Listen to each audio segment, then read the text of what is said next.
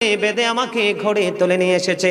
আজকে 3 দিন পার হয়ে গেল গো, এখনো পর্যন্ত আমি আপনার ছেলেকে দেখতে পাইনি। জোরে জোরে আল্লাহু আকবার। কয়দিন পার হয়ে গেল? 3 দিন পার হয়ে গেল।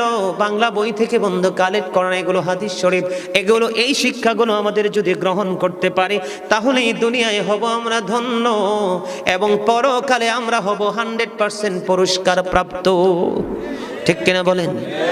এবার বন্ধু 3 দিন হয়ে গেল, বন্ধু আসতে পারে না, এখনো পর্যন্ত ছেলেটা তার স্ত্রীর কাছে আসলো না।